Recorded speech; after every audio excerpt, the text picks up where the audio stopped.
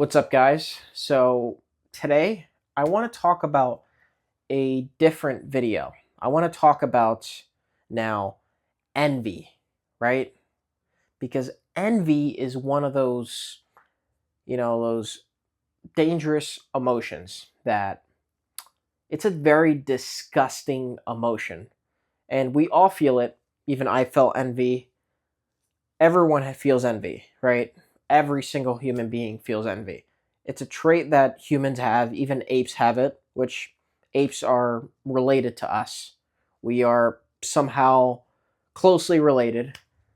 And the thing about envy is that it's it's such a dangerous emotion because most people don't won't admit that they're envious. That's the dangerous part about it. And yes, you can feel envy from strangers, but the envy that's the most dangerous is the envy from the people closest to you, right? The envy from the people you deal with, the people you knew for years, the people that you trusted, right? This can be friends, family, even girls, or whatever. If you're a woman watching this, men that you're dating, this can come from people that you deal with, coworkers, right? Business partners. And I want you guys to know that you have to be able to notice the signs of envy. You have to notice the signs of it. That's really it. You have to notice the signs of it. You have to be able to detect it immediately, right? Because if you don't be careful with envy, envy could just throw you off your game. It could throw you into some unnecessary drama in your life, unnecessary complication in your life, right? You could end up in some sort of situation where now you're dealing in a toxic environment because someone couldn't control their envy. That's really where it comes from, right? And yeah, envy always comes from below, right? It never comes from someone who's doing better than you. It always comes from someone who's doing less than you, right? And it comes in all shapes and sizes, right? Envy is never the complete same as it is everywhere, right? And you have to be able to just see the little things. One big sign of envy, I'm going to just jump into it. One big sign of envy that you're going to notice is, you're going to start getting some wins in life. Maybe you start doing better, right? You start hitting the gym, right? You start reinventing yourself. That's a big trigger for envy. You start reinventing yourself, right? You decide I'm not going to drink anymore. You decide I'm going to start getting better with women. Um I'm going to take my work more seriously, right? You're going to start doing all these things, right? And sure, in the beginning, you might see some progress and not think it's a big deal, and maybe someone else may see the progress, or they might say like, why the fuck are you doing that? Why are you bothering with that? It's like a business. That's the dumbest thing ever. Or they'll say you're going for social media. Why are you doing that? It's pointless. And just remember that when they're saying that, they're not really saying it because it's not that they have any concern over you. The reality is they don't give zero shits if your well-being. They just care that you're not doing better than them, right? Because for many people, for example, right, recording a video and putting it onto the internet, most people are too terrified of doing this. Like this alone right here can trigger envy, right?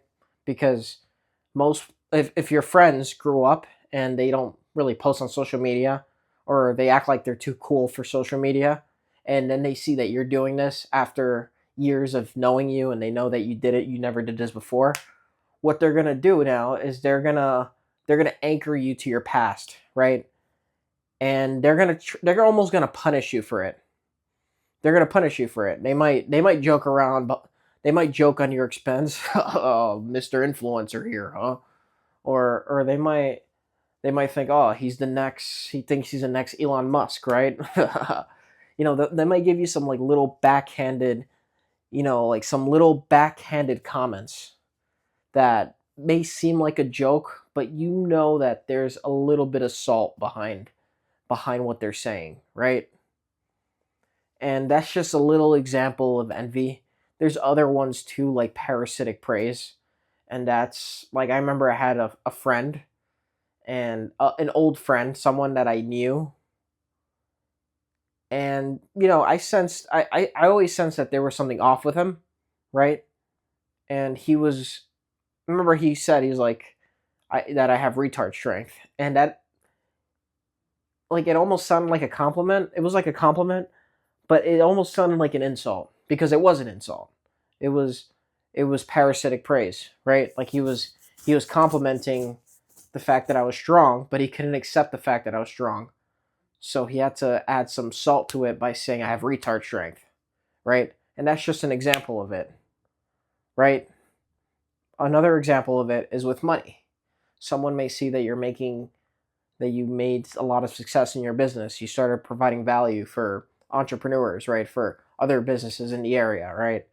And maybe you scaled your business to 100K plus a month.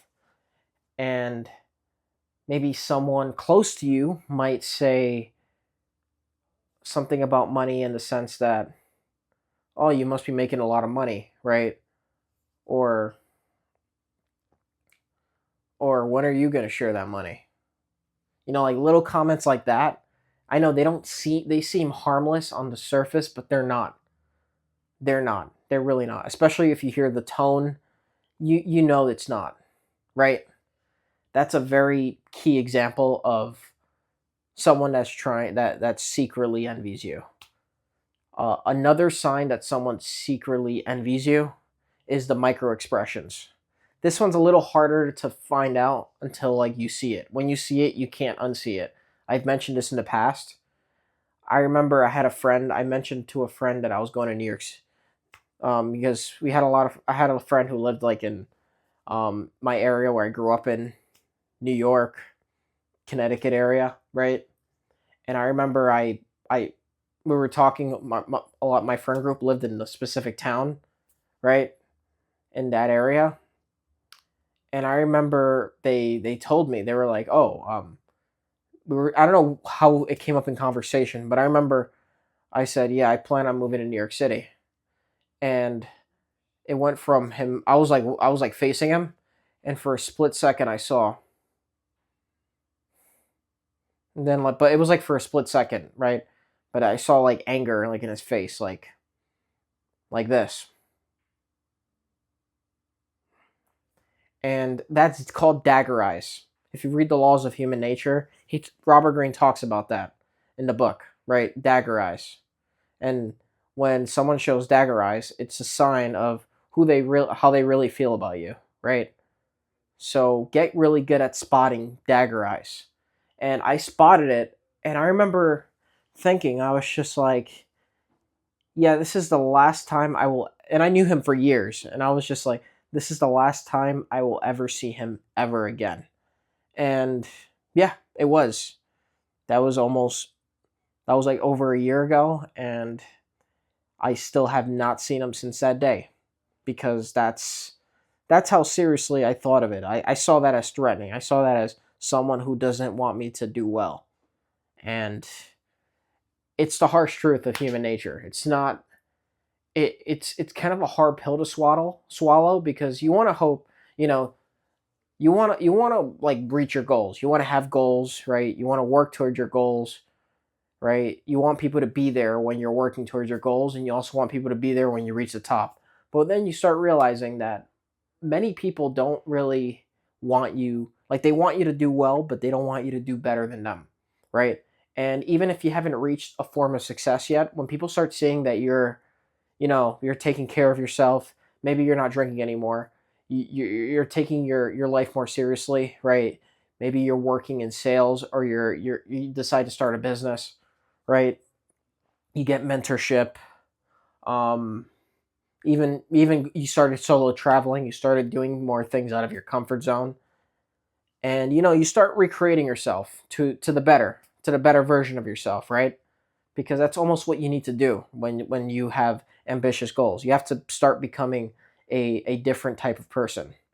And when you start becoming that different type of person, like a better version of yourself, the people who knew you from your past, the people who knew you when you were an idiot, and people knew you when you probably used to, do stupid shit like smoke weed, order Taco Bell at 3 in the morning, stuff like that. Those guys are gonna feel threatened by what you're doing, even if you haven't reached your goals yet, right? And on the surface, you're gonna think, "What the heck is going on? Like, why the heck is that happening?" And in a way, it's almost like a backhanded compliment because it's a sign that you're making progress. The only thing is, most people aren't going to go with you. They're not going to support the progress, right? And you have to be okay with that. This is going to be a hard pill to swallow for a lot of young guys because they're going to see this. You guys are going to see this. You're going to think, oh, but my friend John is not capable of doing that, or Bill isn't capable of doing that. But I'm not saying that. I'm not saying that they will do that, but I'm saying that they 100% are capable of envy, especially if they knew the old version of you, right? Because it's just part of human nature, and that's the thing that I want you guys to understand. It's not like I'm not telling you to get mad, to lash out. I'm telling you that don't be surprised if it happens. And if it's happened to you in the past, you understand exactly what I mean. But human nature is what it is, right? Most people don't really know how to handle envy because so when most people handle envy, there's two ways people handle envy, right? Because we all feel envy. Envy has its purpose, right? The way you handle envy is, at least based on what I read in the laws of human nature, is to improve, right? To get better. It forces you to get better. Oh, I'm inadequate in a certain field, right? I'm inadequate in money. My friend's making more money than me. Let me double down. Let me work. Let me be inspired, right? And that's how you deal with envy. You use it to propel you forward, right? But most people aren't willing to do that. So they'll feel envy. And the second option is usually to pull someone down, right? Like a crabs in a bucket mentality, right? A crab tries to leave the bucket, and what does the crab in the bucket do? The crab grabs the other crab that's about to leave and pulls it back down. That's literally what a lot of friends do. They'll keep you in that bucket. They don't want you to actually leave the bucket and become a better version of yourself.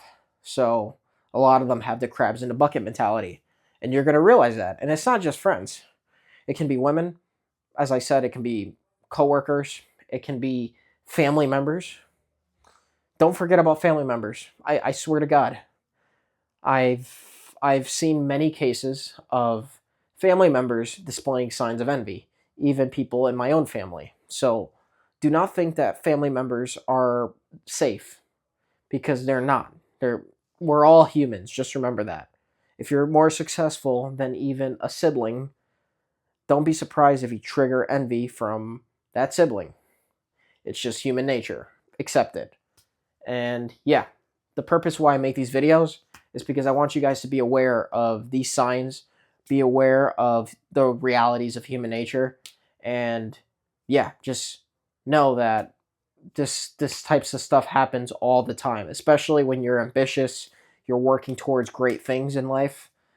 This stuff is going to happen on the way up, and especially when you get to the top, it'll just get worse. So yeah, I hope you guys enjoyed the content. I'm going to keep creating more. Subscribe and take care.